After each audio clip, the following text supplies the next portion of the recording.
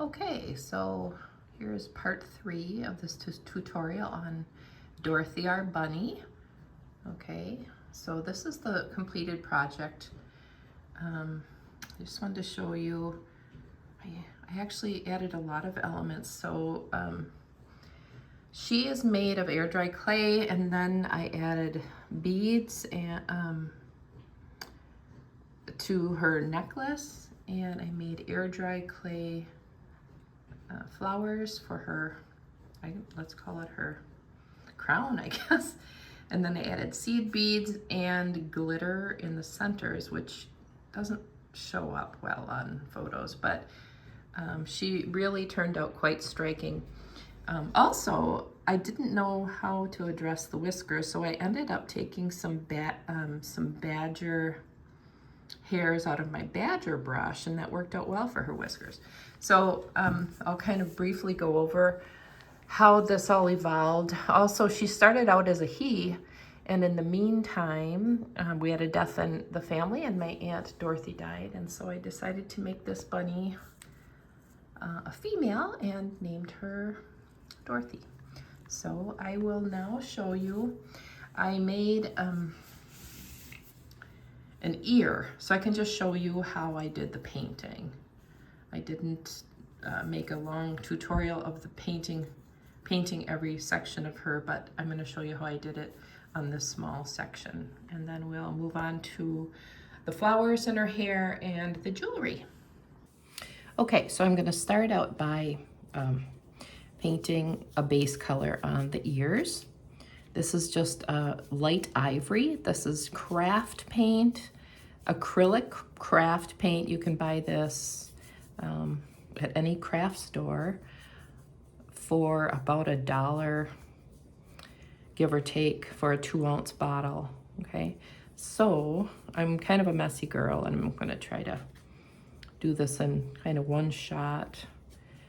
So obviously I'm getting it on my fingers. I don't mind getting paint on my hands because this is the way I do it in real life. I'm a kind of a messy girl. Okay, so obviously you could let that dry, but actually what I did while it was still wet, when I did her, I made a kind of a little wash out of this peachy color. Okay, I'm gonna add just a little bit of brown. I think it needs to be just a little bit darker. And while it was still wet, and you know, if you wanted to do it wet on wet and it was dry already, you could just put another coat of the, you know, the ivory on it, you know, to blend it that way. But this is kind of how I did it. I kind of got it down into the base of the ear. And if you don't feel like it's blending very well, go back to some of that cream color and blend it that way. Okay? So it's as simple as that. And you just kind of keep working it until you like it. Okay? Then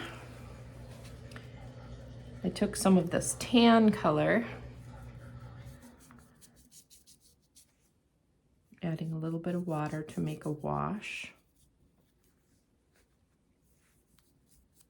Again, you probably would be a lot tidier about it than I am, but this is the reality of it for me. Okay, so, and there's a couple different ways. You could literally make a wash of this, but I'm trying to keep it very simple to show you. It can be done quite simply. Okay, so now you see I kind of made it a watery wash of that, put that over the top. I'm going to go back with some of this cream.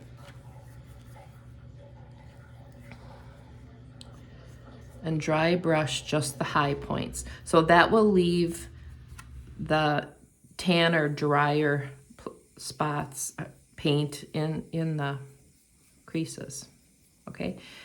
This is a very intuitive process. So, you know, when I do this, I just go at it until I like it. And you need to do the same, okay? So you may dry brush a lot more than I would, but you just have to go for it until it seems right to you. Also with this bunny, you know, you could make this bunny bright white. You could make it any color. You could have freckles on it. Just give yourself, you know, a permission to be very creative, okay? Oh, I think I have the wrong color brown here. I wanted to use a little bit of burnt umber to what I call tip the ears. All right, so that's burnt umber. This color is called bark brown. I don't feel like it's dark enough. So this is umber. I'm gonna put a little bit on my brush, take a lot of it off, and then this is what I call tipping. Okay, so this is dry brushing. You know, sometimes bunnies have that. The tips of their ears are dark. My brush is a little bit wet, so it's going on a little bit transparent. So, you know, in a minute, I could go back and take some more and put it on a little bit stronger, just at the tip. Pulling it forward.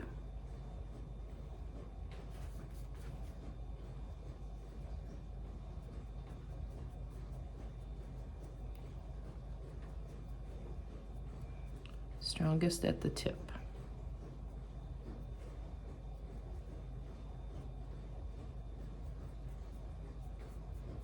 If you hear a noise in the background, that's my dishwasher. Real life over here. Okay, so that's basic instruction, how I did the painting on the bunny. I guess I didn't cover how I did her nose, and her nose is done with just kind of a pinky color. But basically, this is what I did over her. So the dry brushing that I showed you with the tan, I did more of that down here, and then I dry brushed with the ivory just a bit over the top, and that gives you a nice little spark and gives you a nice highlight of the fur, okay? So it's as simple as that. This was my color palette, okay? And it's just a matter of playing with it. These are water-based paints. You can take your time and just keep working it until you like it, okay?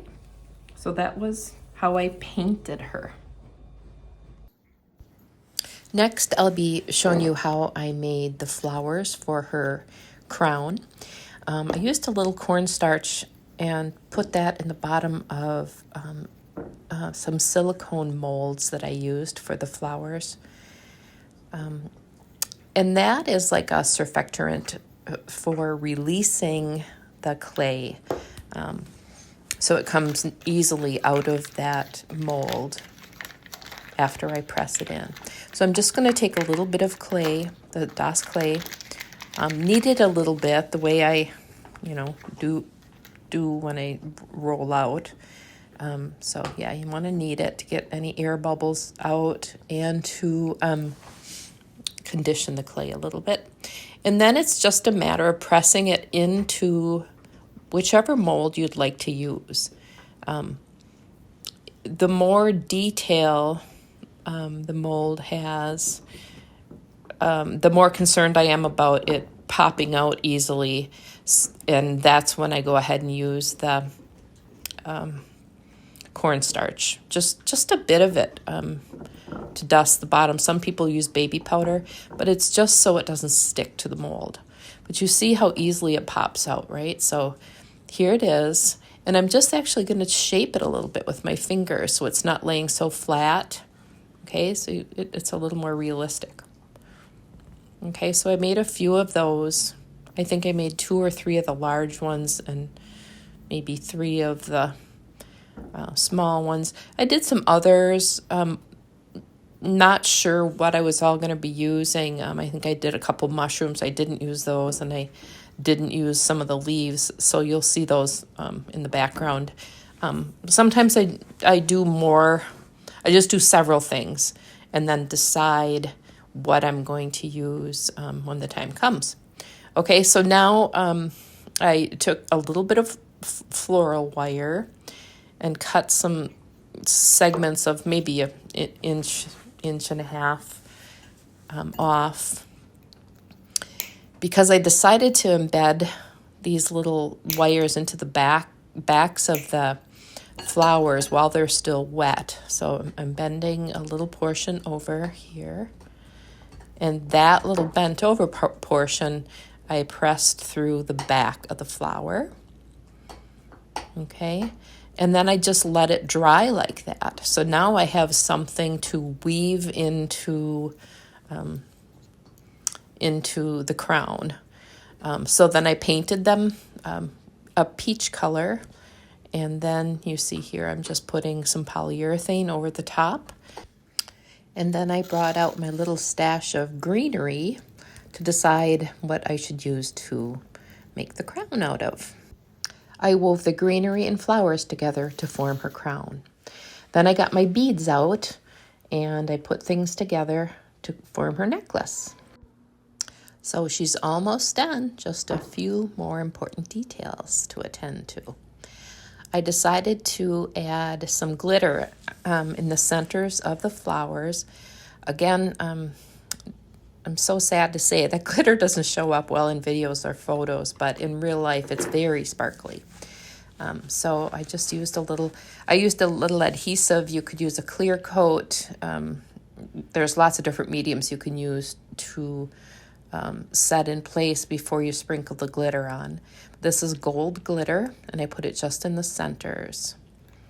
And from there, I decided I wanted to use some seed beads for the stamen of the flowers. And that was a very painstaking process, but it was really worth it in the end. It was kind of meditative to do that. It took a good while to do that to each of the stamen of each of those flowers. But this is what I did. I used a toothpick and a little bit of Aleene's glue, and I put a dot of glue at the end of a few of the stamen at a time. I didn't want to dot the glue on all of them because I didn't want it to set up, because I had to go back and grab the beads and set them onto the glue specks. Like I said, it was quite an ordeal, but in the end it was very pretty. So I used my little tool called a pick-me-up tool, which is a pretty slick little thing. You kind of twist the end and a little bit of some sticky gray, it's almost actually like clay, comes out, just a bit of it, so you can pick up a tiny little bead and set it in place. Now, setting in place sometimes is even a trick, because sometimes it doesn't want to release. It depends on which is going to be grabbier. Anyway, like I said, at the end, on the other end of the pickup tool, there is a little pointer that you can use to guide. You just flip it around and use that to guide your beads. So I'm just speeding things up here so you can see how, kind of how it went. They're just little dark iridescent seed beads. So once I did that to all of them, I decided it was time to address the whiskers. And I had to go buy the tiniest little bit I could find for my Dremel tool, so I could pre-drill holes for her whiskers, which are made of badger hair from my coveted badger brush that I got in England. And I used that for wood graining. It's a softening tool. I just don't do much wood graining much anymore, so I felt like it was okay to sacrifice a few of the bristles for this fun project. So you can see me clipping them, and I put them in one by one, and they're very fine, but they're very pretty. They're kind of an ivory color, and you can see a little bit of the black, and then it goes back to light at the tip. So they're really, really pretty. Some people use fishing line. You can actually buy artificial whiskers, but I used what I had. So once I pre-drilled all of the holes, then I got a toothpick out and Again, this is quite painstaking, but very well worth it. So I took a little bit of glue, tried to get a little bit of glue inside of the hole. Okay. And then I tried to pick up one of the badger hairs. They're so fine. And then trying to thread it through that little hole was another feat, especially at my age. My eyes aren't so great anymore, but I managed. First I had to see which end was which. And I actually used both hands to guide it into that little hole. Hope it's in place. Yes, it's in there. So then I took another little speck of glue, which dries clear. And now she's all done. Thank you for watching.